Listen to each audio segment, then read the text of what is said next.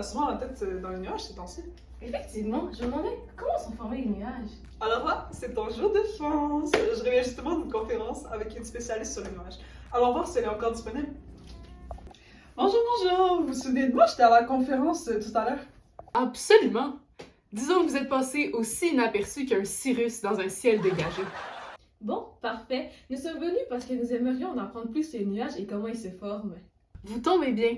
Suivez-moi, je vais vous montrer un petit phénomène de la vie de tous les jours qui devrait vous aider à mieux comprendre le fonctionnement des nuages. Donc au final, c'est pas plus compliqué que ça, un nuage. Donc si je comprends bien, un nuage c'est un peu comme la vapeur d'eau qui s'accumule après une longue douche chaude. Exactement, mais tu précipites un peu les choses. Un nuage ne se forme pas en un claquement de doigts. Il y a plusieurs petites étapes essentielles d'abord. Suivez-moi. D'abord, tout commence par le soleil qui réchauffe la surface de la Terre. Quand on dit de surface de la Terre, vous faites référence à la surface liquide, donc les océans, les rivières, etc. Exactement. Donc, le soleil vient réchauffer les lacs, les rivières, les océans, et cette chaleur vient provoquer l'évaporation de l'eau sous forme de vapeur d'eau invisible qui monte dans le ciel. Ah, comme quand l'eau bout dans une casserole. Exactement. Et plus cette vapeur monte en altitude, plus la température refroidit. Résultat, cette vapeur se condense en minuscules gouttelettes d'eau qui s'accrochent à de petites particules en suspension dans l'air, comme de la poussière ou du sel marin. Et toutes ces gouttelettes d'eau ensemble forment un nuage! D'accord, donc un nuage c'est un amas de gouttelettes d'eau. Ça doit être super léger, non? Ah, c'est là que ça devient fascinant. Un nuage peut peser jusqu'à plusieurs millions de tonnes, soit environ 100 éléphants.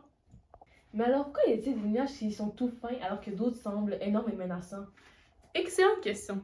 Il existe plusieurs types de nuages en fonction de leur altitude et de leur apparence. On peut d'ailleurs les classer en 3 grandes familles. Nous avons les nuages élevés, les nuages moyens et les nuages bas. Les nuages élevés, situés entre 5000 et 13 000 mètres d'altitude, sont principalement composés de cristaux de glace. Parmi eux, on trouve les cirrus, de fins filaments blancs étirés par le vent qui annoncent souvent un changement de temps. Il y a aussi les cirrocumulus, des petits nuages blancs en vagues qui donnent un effet de ciel moutonné. Pour finir, il y a les cirrostratus, qui forment un voile blanc uniforme qui peut entourer le soleil ou la lune d'un halo lumineux. Les nuages moyens, eux, flottent entre 2000 et 5000 mètres et sont souvent annonciateurs de perturbations. Les altocumulus forment des plaques cotonneuses, parfois grisâtres et irrégulières, tandis que les altostratus s'étendent en une couche continue et légèrement bleutée qui assombrit le ciel et qui prépare souvent l'arrivée de la pluie. Enfin, les nuages bas, situés entre 0 et 2000 mètres, sont les plus proches de nous et influencent directement notre météo quotidienne. Les stratus forment, eux, une couche uniforme qui couvre complètement le ciel et donne un temps gris et maussade, pouvant même créer du brouillard lorsqu'ils touchent le sol. Cependant, lorsque les nuages s'assombrissent et deviennent plus épais, il s'agit de nimbostratus, qui sont responsables des longues pluies fines et continues. Il existe aussi des nuages de développement vertical capables d'atteindre plus de 10 000 km d'altitude.